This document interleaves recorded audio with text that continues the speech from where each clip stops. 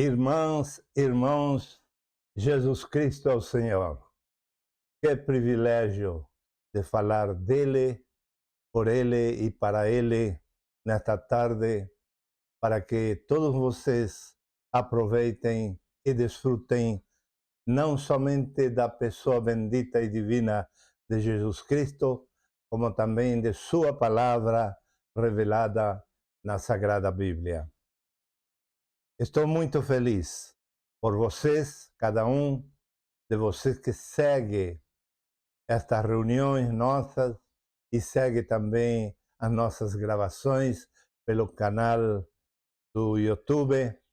E quero falar hoje para todos os irmãos, sejam aqueles que se consideram igrejados ou para aqueles outros pejorativamente chamados de desigrejados. Para todos vocês, para todos nós, a palavra de hoje é obras, trabalho, descanso. E você, durante toda a meditação de hoje, vai ir pensando, meditando, refletindo, até chegar a uma conclusão que é melhor para a sua vida: as obras, o trabalho ou o descanso. Certamente, como resposta automática, ao ouvir este título, qualquer de vocês pode dizer: sim, mas não há obras sem trabalho e não há descanso sem trabalho. Tudo isso parece ser muito razoável, muito lógico. No entanto, dentro da visão bíblica e espiritual das coisas de Deus, o conceito que nós temos com respeito ao trabalho, com respeito à obra, com respeito ao descanso, são conceitos em muitas ocasiões equivocados, e não somente equivocados, senão chega a ser uma obsessão em muitos crentes, em muitos cristãos, seus conceitos, seu entendimento do trabalho, do descanso e das obras. E vamos ver hoje pela Bíblia Sagrada, embora não poderei ler os versículos, todos os versículos que tenho anotado aqui, porque levaria muito tempo, mas você pode acompanhar, uma vez que tenha a gravação em mãos, com sua Bíblia, e eu vou citar o lugar onde se encontra, e logo você vai poder estudar sozinho na sua casa para comprovar o que eu estarei falando hoje. Três são os conceitos bíblicos mais distorcidos no cristianismo. Hoje vamos abordar as obras, o trabalho e o descanso. Vamos primeiramente falar das obras. A Bíblia tem uma classificação de as obras até 5 tipos. Eu poderia dizer um sexto tipo que considero subtipo dos 5. Portanto, ficamos em 5 tipos de obras que a Bíblia ensina. Eu creio que na maioria dos casos, toda a minha audiência, na grande parte, pelo menos, nunca ouviu falar o que eu vou falar hoje. E na maioria dos casos em que eu ministro a palavra, simplesmente porque eu não interpreto a Bíblia pelo viés calvinista, nem arminianista, nem agustiniano, que é o católico, nem o luterano. A minha interpretação da Bíblia se baseia no plano eterno de Deus que está na Bíblia também. Quando eu descobri o plano eterno de Deus, é como um plano de obra. a gente vai se dedicar a criar, a fazer, a construir um prédio muito alto, de muitos andares, de muito luxo, de muitos detalhes, sem nenhum plano de obra, não vai sair nada parecido daquilo que almejamos, pelo menos. Portanto, é necessário, tomando essa metáfora, é necessário que o cristão conheça o plano eterno de Deus para poder interpretar a palavra de Deus como eu interpreto. É uma bênção. A gente abre a Bíblia e se encontra com que tudo está claríssimo, mediante de que na minha cabeça, mediante de que no meu coração está o plano de obra. Eu sei para onde tem que ir as doutrinas da Bíblia, como devem encaixar uma coisa com a outra para que resulte nessa edificação eterna que é a igreja. Portanto, vamos falar um pouquinho primeiro sobre as obras, 5 tipos de obras na Bíblia, principalmente no Novo Testamento. Primeiro tipo de obras, as obras da carne. Para exemplificar melhor as obras da carne, eu quero que você veja aqui na imagem, essa imagem que está aí em cima, vocês vão ver que é um lugar desértico, rachada a terra por causa do intenso calor, e mesmo assim, no meio de todo esse deserto, essa terra seca, quebradiça, sem água, no meio de tudo isso, onde não há vida que possa permanecer, encontramos uma plantinha silvestre com uma única florzinha. Estamos falando das obras da carne. Em Gálatas 5:19 é a base que tenho para este tópico. As obras da carne. Gálatas 5:9, não 19. O cristão vive no mundo. O mundo é como esse deserto. Não tem vida. Por isso não se vê árvores nesse mundo. Não se vê floresta. Não se vê poços de água, correntes de água. Não se vê a iluminação do sol. Não se percebe, vivendo ali, de um vento fresco e que emita a voz de Deus e traga vida para os que moram nesse mundo. Assim é o mundo, um mundo sem vida, enquanto e entanto não haja pelo menos um cristão nele que é como uma planta silvestre, como uma erva silvestre, e que dá talvez uma única flor, ou pequenas flores insignificantes. Essa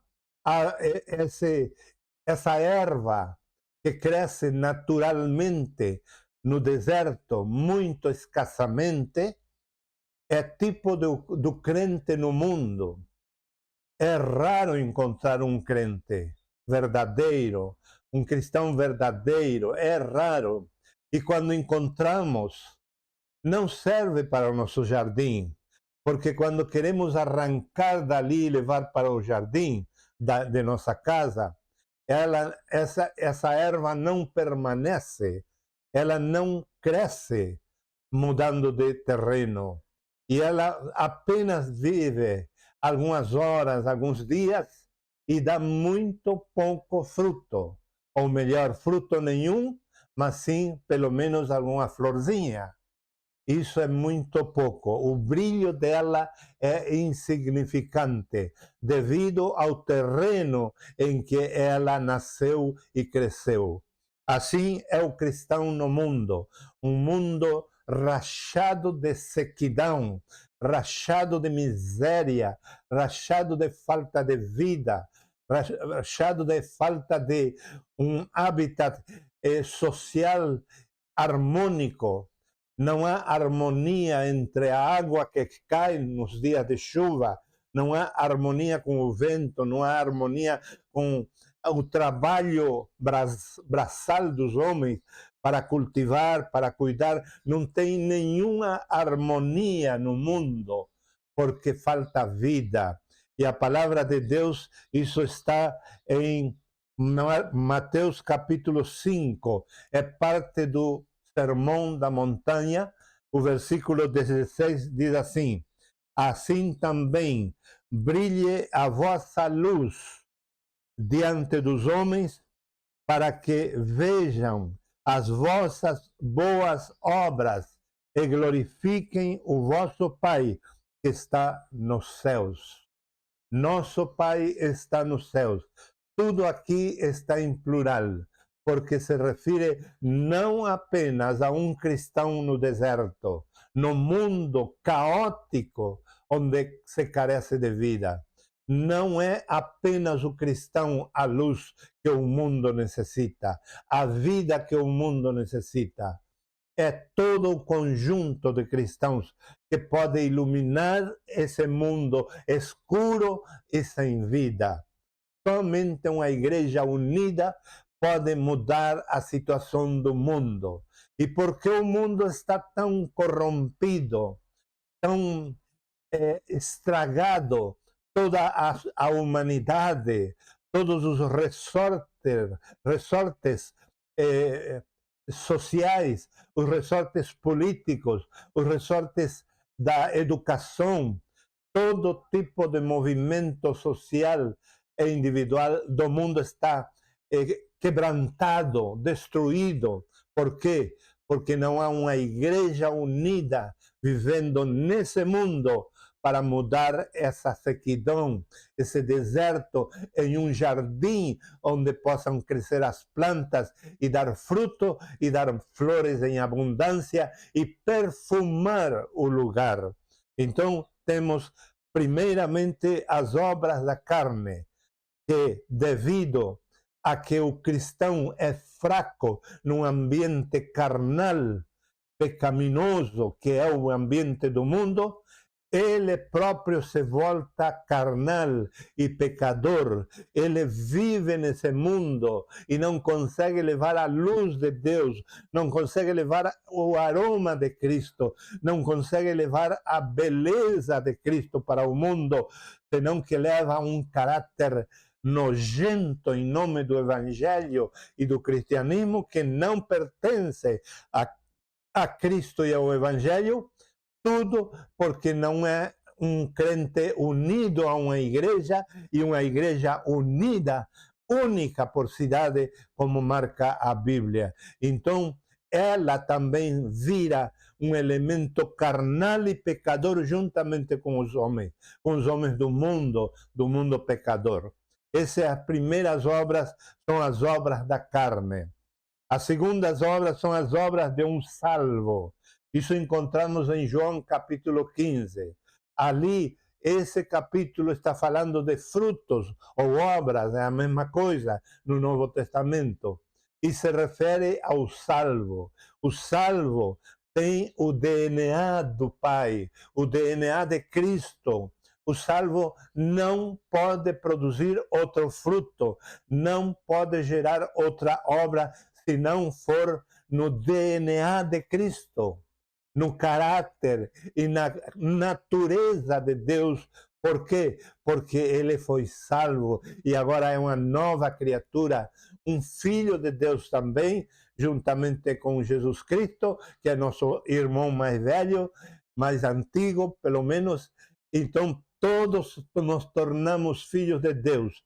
E a partir de então, temos a natureza do Pai e do Filho. Portanto, nossas obras são conforme o DNA de Deus. Isso está em João capítulo 15. Essas obras, esses frutos, não são méritos meus. São o produto da vida de Deus em mim. Portanto, eu não tenho parte nessas obras, não terei contabilizado algum fruto, alguma recompensa, algum reconhecimento de Deus. Por quê? Porque não são frutos meus, não são obras minhas, são obras que provêm da vida que é nosso Pai Celestial e o Senhor Jesus Cristo. Estão também, em terceiro lugar, as obras do discípulo. Todo discípulo está num processo de aprendiz, de soldado, de atleta, de lavrador, segundo 2 Timóteo 2, do 1 ao 9. Repito as características do discípulo: aprendiz, soldado, atleta, lavrador.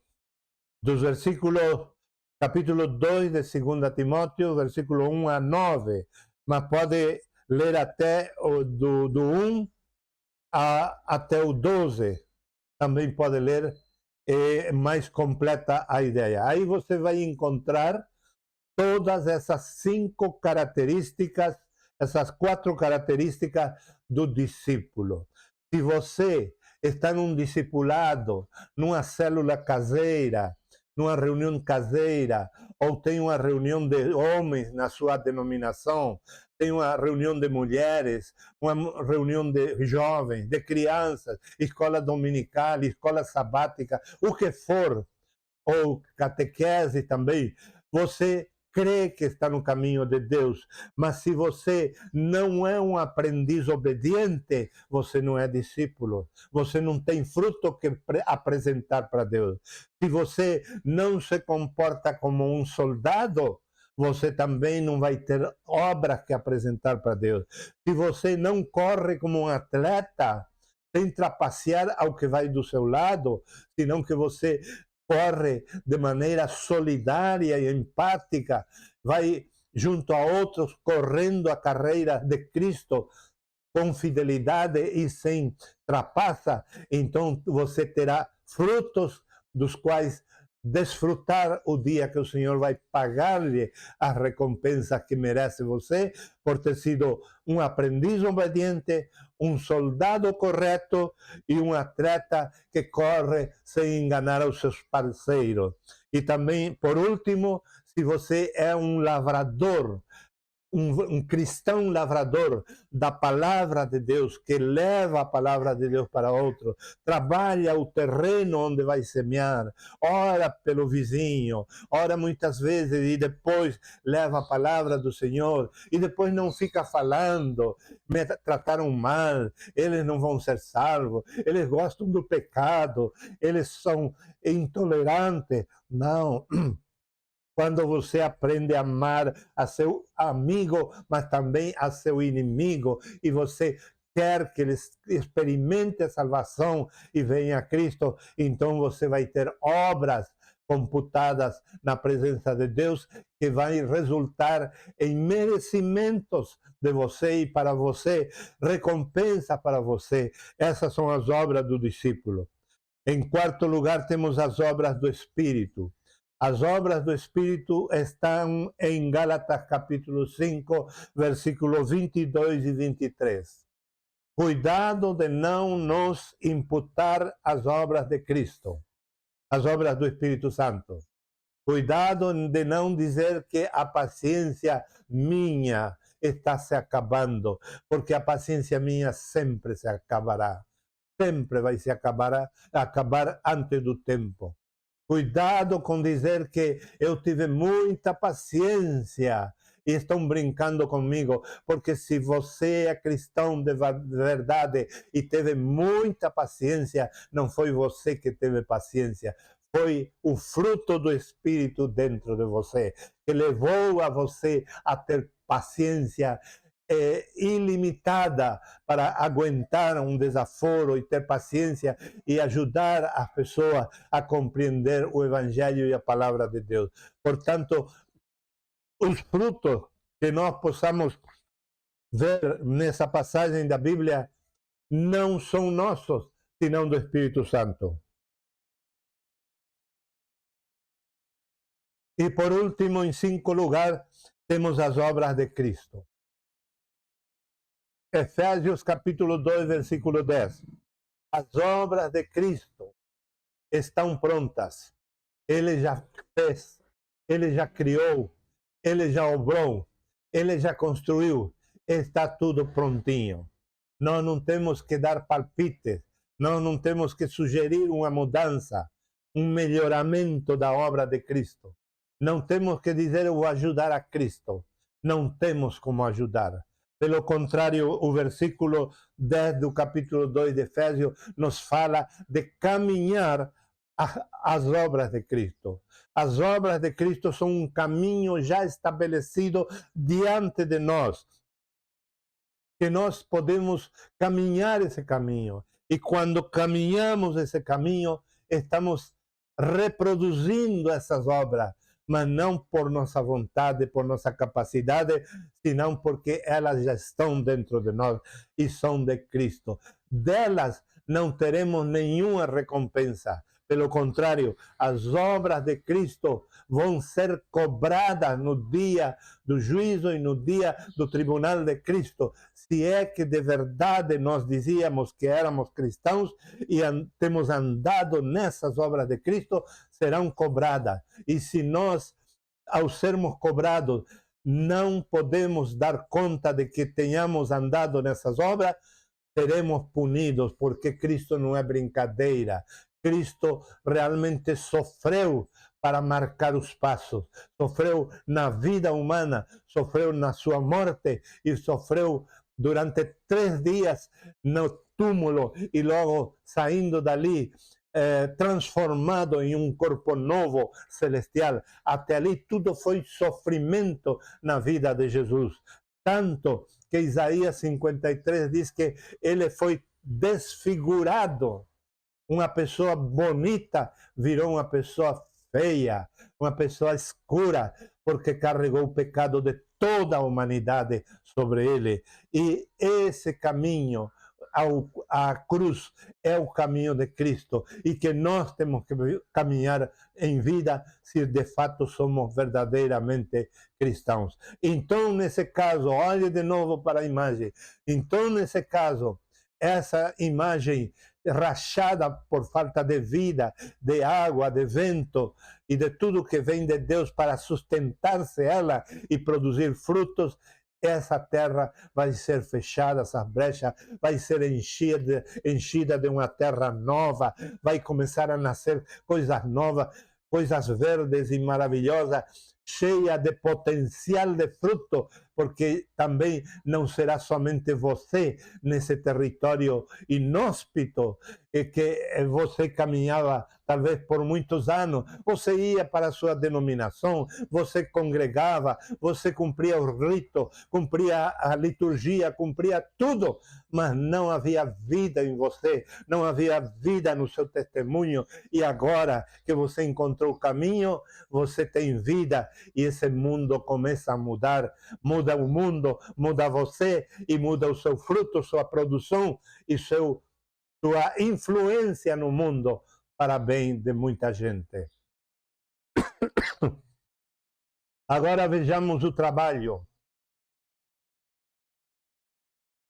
Lamentavelmente, a questão do trabalho tem sido um instrumento usado por Satanás para manter a humanidade escrava.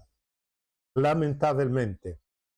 E o mais triste é que a maioria dos cristãos nunca se deparou que estavam sendo enganados e até sacramentaram o trabalho e fizeram cultos, orações, jejum, movimentos diversos para abençoar o trabalho, para abençoar os empregos, para abençoar o trabalhador, a produção do irmão que tem uma fábrica, a produção do outro que vende carros.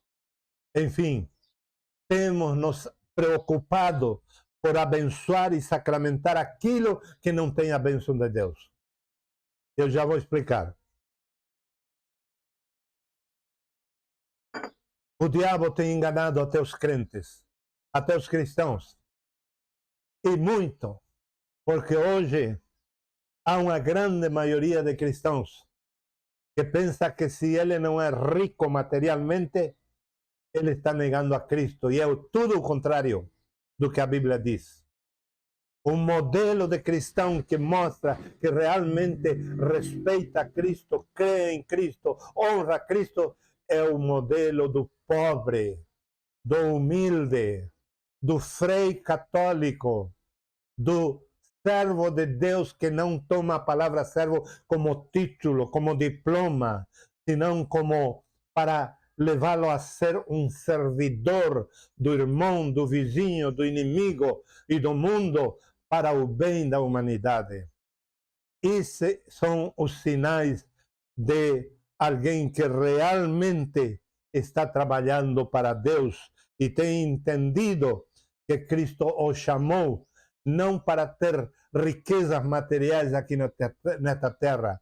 Se tiver, Deus não te condena, mas Ele não precisa que você tenha bens materiais para dar-lhe uma incumbência maior, um cargo maior no viver igreja, na batalha espiritual.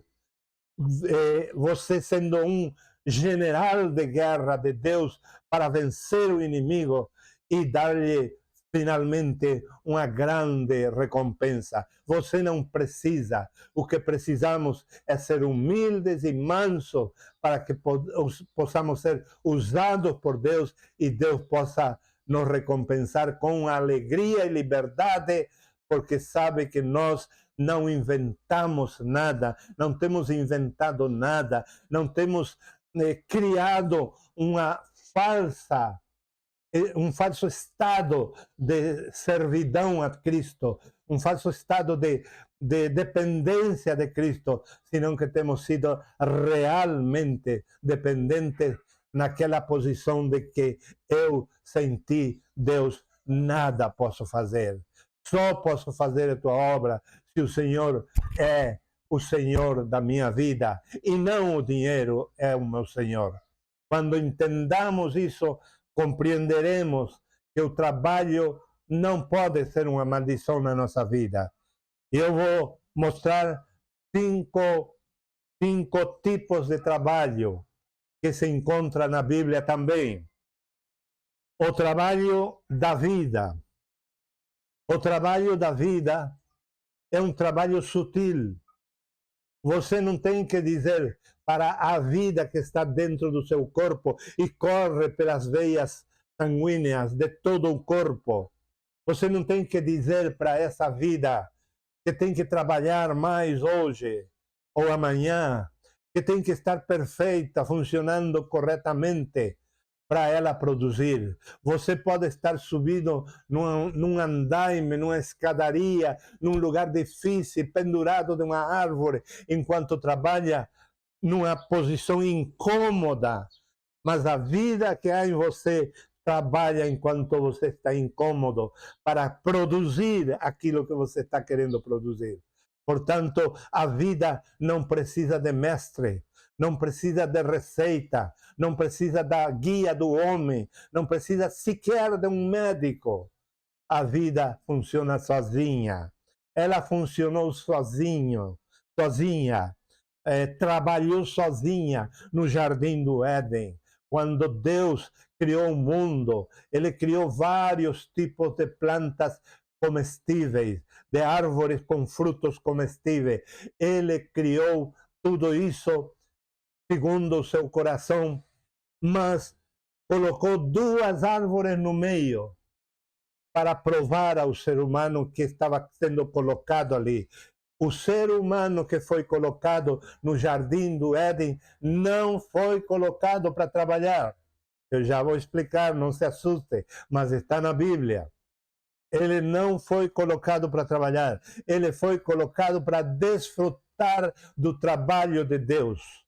Então Deus coloca as árvores ali, só que tinha uma voltinha, a liberação que Deus fez das árvores, de tudo que há ali para ele se alimentar, porque Deus queria dar-lhe uma prova ao ser humano e fazer com que ele aprendesse aprenda a obedecer, porque sem a obediência nenhum ser humano vive.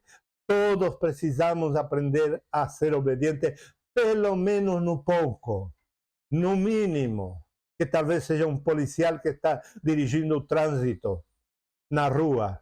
No mínimo, talvez alguém que está, um guarda que está cuidando uma calçada para que você não vá por ali porque estão derrubando um prédio. Enfim, devemos aprender a ser sujeitos totalmente às autoridades de Deus. E no jardim do Éden, Adão e Eva estavam sendo provados. Então havia duas árvores. Uma não deviam comer, tinha fruto, mas não deviam comer. Por quê? Porque Deus não nos criou para ser cabeções, ter uma cabeça grande, ser um monstro de conhecimento.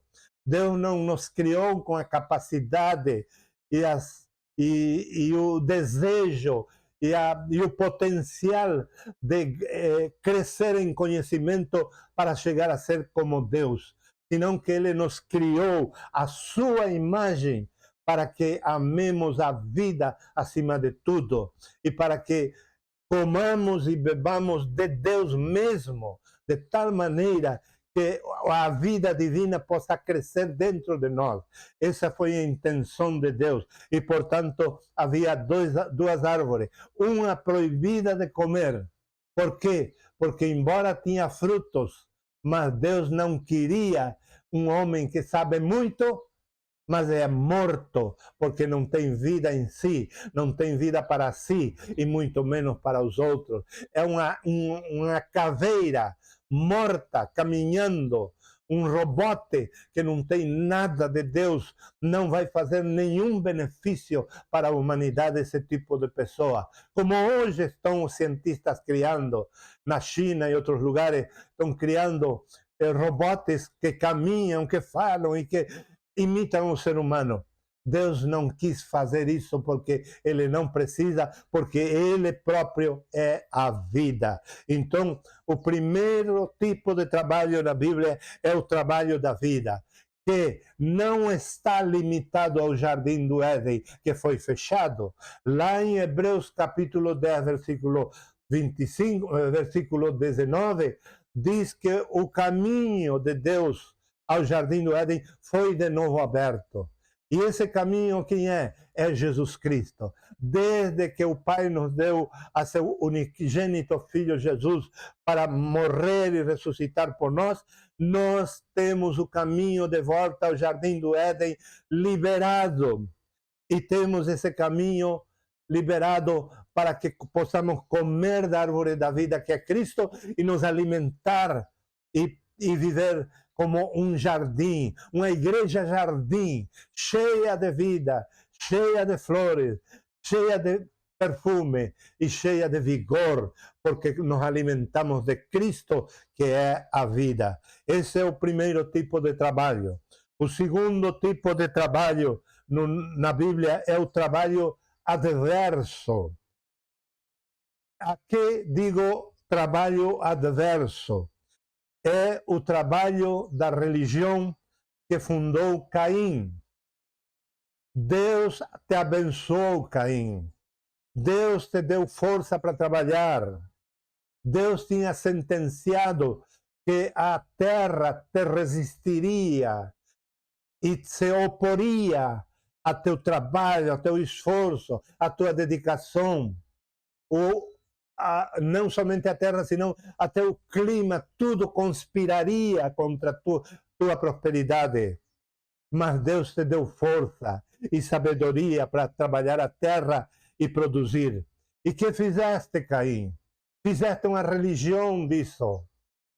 Fizeste uma religião. Até o próprio apóstolo Paulo, que ainda ficava na cabeça dele muita coisa do judaísmo, da religião judaica e também da religião caimita, ou seja, aquela que fundou Caim. O sinal de Caim no apóstolo Paulo ainda permanecia. E ele diz, escrevendo aos Tessalonicenses, que aquele que não trabalha, que tampouco coma. Um versículo manipulado por aqueles que entendem mal a palavra de Deus, porque Deus tem outra porção da Bíblia, em 1 Coríntios capítulo 9, não lembro bem o versículo, onde diz que Deus dá a todos semente para plantar e o pão. Para todos ele dá. Todo mundo pode ter uma semente. E tem, de fato. E todos temos o pão, porque o pão é para todos e a semente é para todos. Deus estabeleceu isso lá em Gênesis 1, 28. Mas aqueles que se apropriaram do mundo, se apropriaram das riquezas de Deus, influenciaram na cabeça do apóstolo Paulo. E ele chegou a escrever essa barbaridade. Claro que era outro contexto. O contexto era de gente que realmente não queria trabalhar. E não trabalhava porque dizia, não, Cristo já vai vir amanhã. Então não precisamos trabalhar. Você dirá, será que há esse tipo de gente? Hoje, eu posso afirmar que há. Eu morava em Blumenau, em um bairro. À noitinha eu fui conhecer esse bairro que eu via de longe, num morro, um bairro muito bonito, bem iluminado. Eu deixei para conhecê-lo de noite. Fui para lá e me encontro com uma mulher na janela, debruço na janela, chorando. E eu paro e olho para ela e pergunto, o que está acontecendo, senhora? E ela diz, eu tenho uma única filha que foi embora e eu moro sozinha aqui. Eu cheguei e perguntei, qual é a sua história? Ela disse, Cristo vem a qualquer momento. Eu vendi tudo o que eu tinha. Eu não tenho nem um colchão onde dormir. Ela dormia no chão de madeira, sem cobertor, sem nada. Não tinha comida. E como a senhora sobrevive? Os vizinhos me trazem comida. Existem esses fanatismos até o dia de hoje. E Cristo parece que demora de propósito, para mostrar ao ser humano que não é pelo caminho que nós inventamos a Cristo. O caminho é Cristo e não tem outro. Por isso eu chamo o caminho, o trabalho adverso. É o trabalho que decorre da sentença de Deus a Adão e Eva, quando disse que a terra resistiria ele no seu trabalho braçal. Deus está falando para Adão e Eva, principalmente para Adão. É um trabalho adverso, um trabalho que hostiga, um trabalho que enfrenta o ser humano, um trabalho que faz sangrar, que faz sofrer, que faz desejar a morte do patrão ou daquele que nos rouba. Enfim, é um trabalho cruel. E a grande maioria dos cristãos está vivendo essa realidade, pensando que está cumprindo com um mandamento de Deus, quando que está se deixando sujeitar e dominar e escravizar por um sistema capitalista diabólico.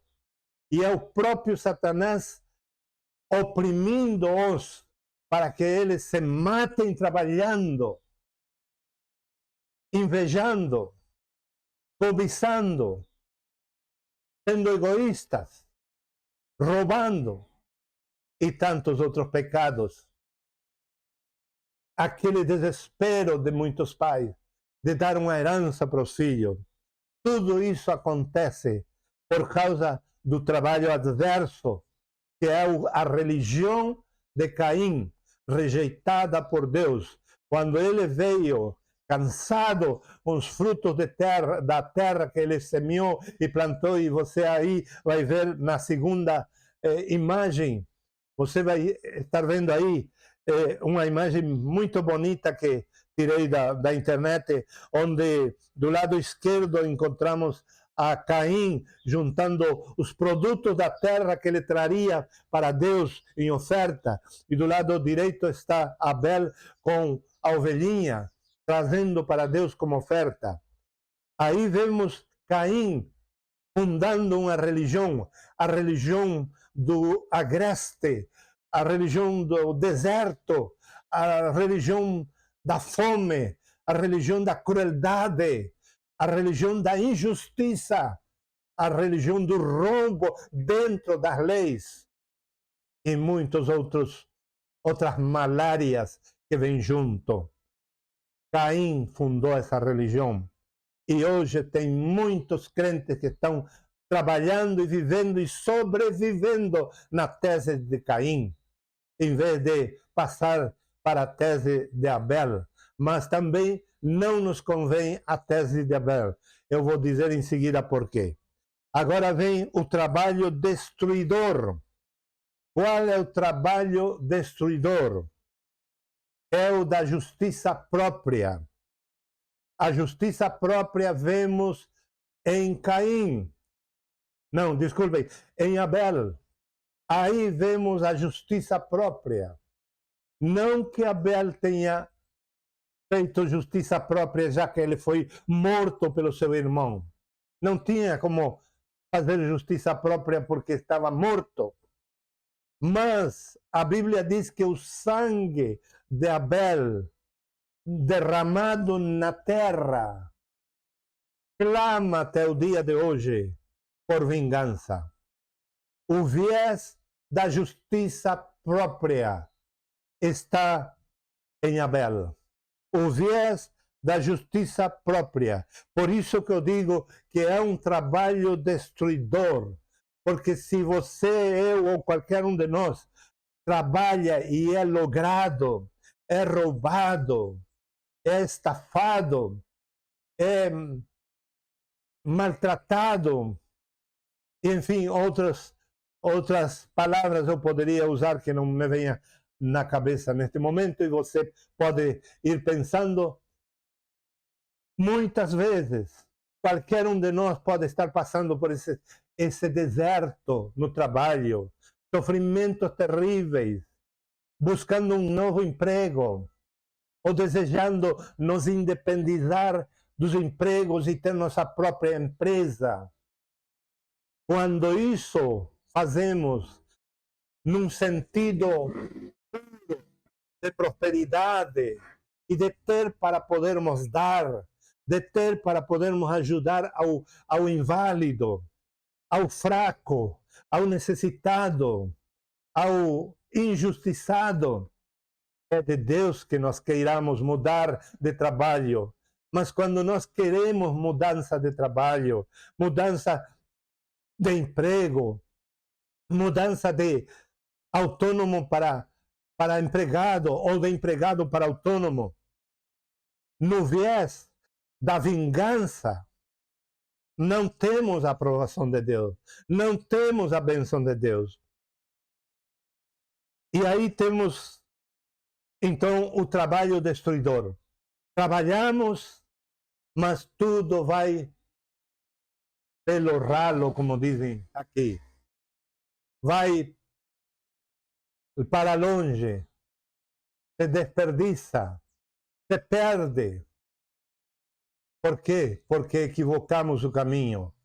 Não é pecado trabalhar, é necessário trabalhar, mas não podemos trabalhar no viés da vingança, pensando: a mim me estafaram, me roubaram, me maltrataram, falaram que eu era um vagabundo, uma vagabunda. Eu vou mostrar que não sou. Eu vou trabalhar até mostrar que eu sou uma pessoa totalmente superada e melhor do que eles estão pensando. Se essa é a minha tese de vida, eu estou totalmente fora da bênção de Deus. Em quarto lugar, temos o trabalho escravo. Abel, ele fez o trabalho destruidor, ou seja, o sangue o sangue de Abel, clama por justiça, clama por vingança. Então, todos os que estão debaixo dessa visão de trabalho por vingança, têm um trabalho destruidor da sua própria vida, porque o desejo de vingança nos mata a nós mesmos e mata outros. Mas está o trabalho escravo, quando você aceita ser destruído. Você aceita que o patrão lhe roube. Você aceita a competição desleal. Você aceita a concorrência na base do roubo e da mentira. Então você se volta um trabalhador escravo. E você corre atrás do dinheiro porque você é um trabalhador escravo. Então vem Cristo e diz, olha, não sigam a visão de trabalho de Abel, que busca a recompensa, que busca a vingança, que busca a competição. Não sejam trabalhadores escravos que querem demonstrar aos outros a competência que têm, a superioridade de você. Não, Cristo diz, eu derramei meu sangue no lugar do sangue de Abel e trabalhem debaixo do meu sangue. O sangue de Cristo nos perdoa, o sangue de Cristo nos limpa. Podem dizer o que quiserem de nós. Se eu me lavei no sangue de Cristo, eu estou apto para trabalhar muito pouco ou nada e ser abençoado segundo a circunstância. Por quê? Porque eu tenho alguém que me justifica, que é o sangue de Jesus Cristo. E por último, temos o trabalho para a eternidade. Volte a olhar aí a imagem de Caim e Abel. Quem dos dois você crê que trabalhou para a eternidade? Quem dos dois? Os dois trouxeram ofertas comíveis, alimentos para Deus. Trouxeram como oferta coisas materiais, mas há uma grande diferença. Abel se enojou de Deus, ficou bravo com Deus, se indignou de Deus, se rebelou de Deus, porque Deus rechaçou a sua oferta. Você viu alguma igreja por aí que rechace sua oferta? Você conhece alguma igreja por aí que diz, não, leve seu dízimo, leve sua oferta, nós não queremos o seu dinheiro aqui? Eu nunca vi. É tudo pelo contrário. E aqui vemos um homem que trouxe suas ofertas para Deus e Deus não aceita. E diz, pode voltar com tua oferta, nem quero ver. Porque eu conheço o teu coração. E como Deus conhece o coração de Caim, não recebeu a oferta de Caim, mas conhece também o coração de Abel. Embora Abel queria vingança, mas pelo menos não botou suas mãos para fazer justiça própria. Ele entregou o pedido de vingança a Deus e descansou em Deus. Claro, não tinha mais oportunidade para pelejar também. Mas em síntese, Abel foi melhor, porque confiou a injustiça que ele viveu nas mãos do juiz justo que é Deus. E por isso que Abel é o tipo de trabalhador que Cristo vindica, mostrando um melhor Abel, que é ele próprio, esse Cristo. Um trabalhador que mesmo que derrame seu sangue na terra, injustamente, mas não é escravo. Não vai derramar seu sangue porque está escravizado ao pecado e ao trabalho, à competição, senão que vai derramar seu sangue porque está trabalhando na obra de Deus com fins eternos e para a eternidade. Então, esse tipo de trabalhador que trabalha com a visão na eternidade, o que eu produzo é para a eternidade, o pão que eu dou é para a eternidade, a boa vizinhança minha é para a eternidade, o bom comportamento na escola, na rua, no mercado é para a eternidade. Tudo que eu estou fazendo é para a eternidade, fale ou não fale, mas a minha conduta, minha vida, o fluir de vida de mim, através de mim, o trabalhar da vida em mim, tem que produzir um trabalho para a eternidade. E quando eu produzo para a eternidade, então vamos longe e levamos a muita gente com Deus e para Deus, para a eternidade com Ele.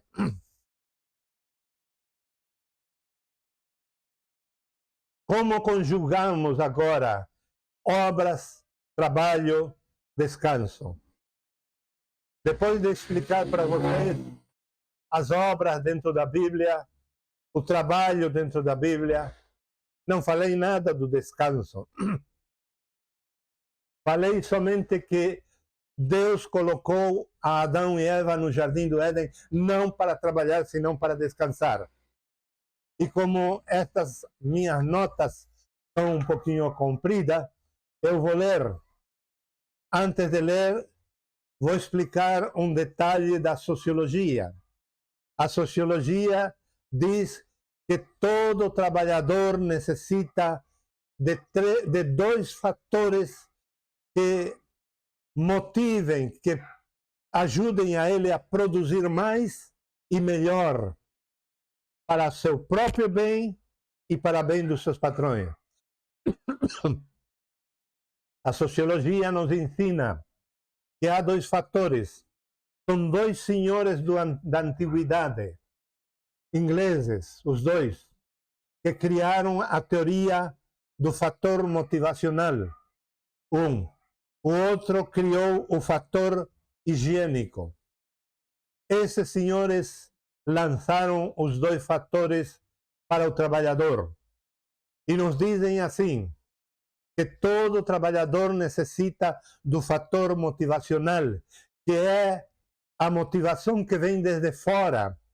Por exemplo, o patrão paga um ônibus, um micro-ônibus, para buscar pegar os seus empregados desde suas casas.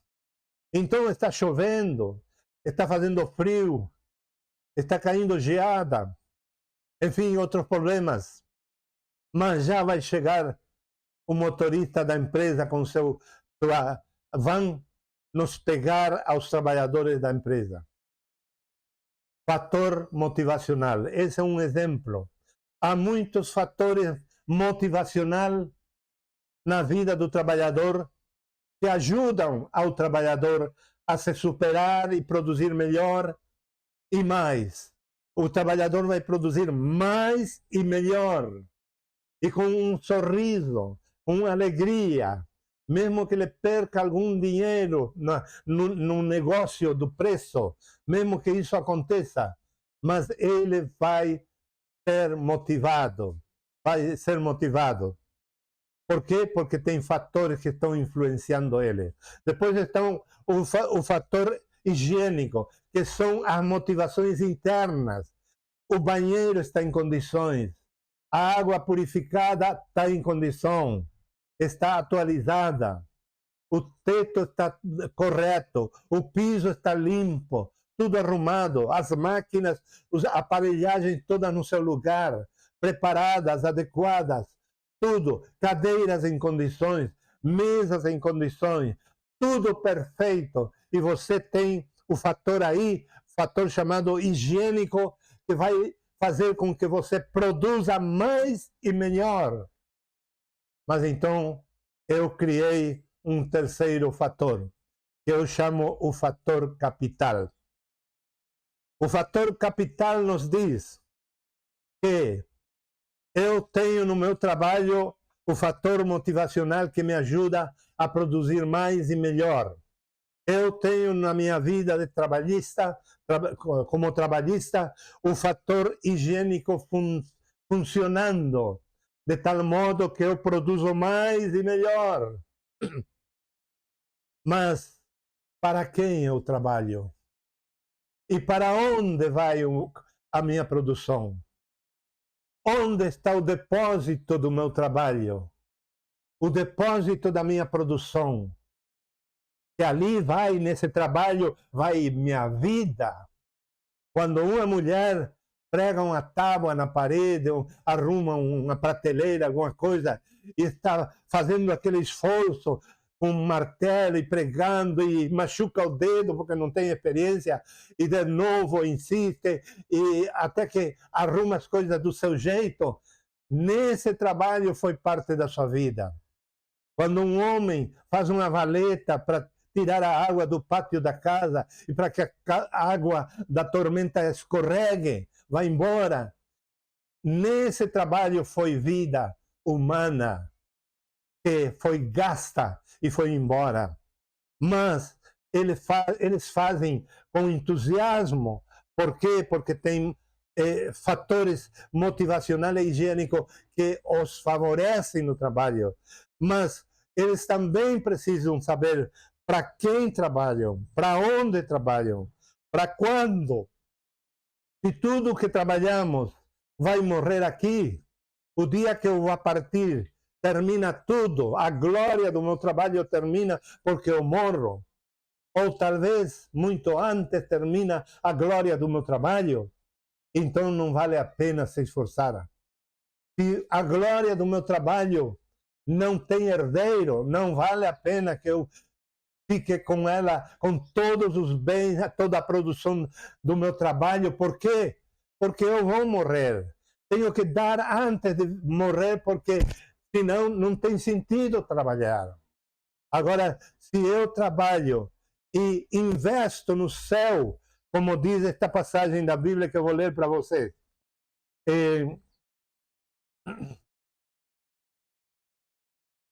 Lucas 16, versículo 13. Não, versículo 9. Do 9 ao 13. Eu vos digo, usai dinheiro injusto a fim de fazer amigos, para que quando acabar, vos recebam nas moradas eternas. Trabalhar para depositar no céu. Quem é fiel nas pequenas coisas, será fiel também nas grandes. E quem é injusto nas pequenas, será injusto também nas grandes. Por isso, se não sois confiáveis no uso do dinheiro injusto, quem vos confiará o verdadeiro bem? E se não sois confiáveis no que é dos outros, quem vos dará o que é vosso? Ninguém pode servir a dois senhores. Com efeito, ou odiará um para amar o outro, ou se apegará a um desprezando o outro. Não podeis servir a Deus e ao dinheiro. Então, a forma de trabalhar correta para a eternidade, a forma correta do trabalho cristão, qualquer seja o seu ofício, sua profissão, seja pastor ou não, o trabalho de cada um de nós, como cristãos, filhos de Deus na terra, tem que ser depositado no céu para que tenhamos recompensa.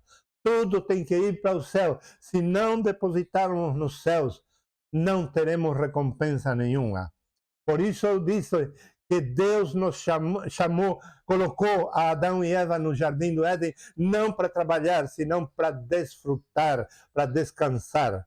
E deixa eu ler aqui, e com isto termino. Eu prometi a vocês ler, e lendo devagar você vai receber uma mensagem poderosa que nunca tenha ouvido, com certeza. Deus descansou porque terminou sua obra e ficou satisfeito. De novo, repito. Deus descansou porque terminou sua obra e ficou satisfeito. A glória de Deus seria manifestada porque o homem trazia a imagem de Deus e a autoridade de Deus seria exercida para subjugar seu inimigo Satanás. Enquanto o homem expressar Deus e acabar com seu inimigo, Deus ficará satisfeito e descansará. Deus nos fez a sua imagem.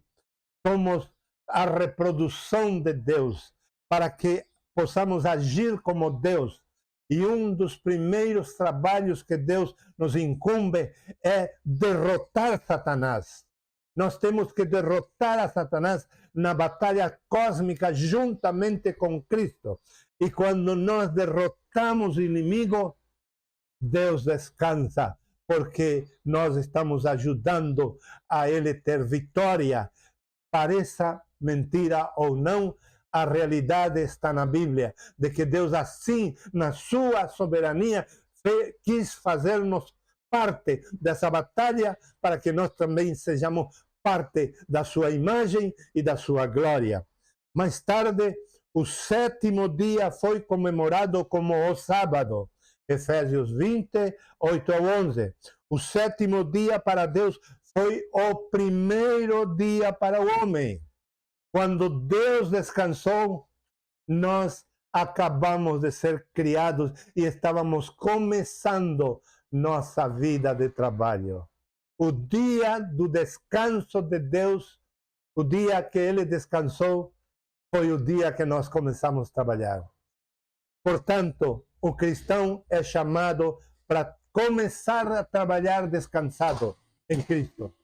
E a trabalhar descansado, vivendo sobre a cobertura daquele que não se cansa e que trabalhou 6 dias e parou para nunca mais se dedicar a criar nada por sua soberania. Mas então, esse é o nosso Deus. E nosso trabalho tem que ser esse. Descansado em Cristo, descansado em Deus, para nunca mais sofrer à toa e muito menos ser escravos. Que Deus nos ajude a compreender esta grande verdade no dia de hoje. Amém e amém.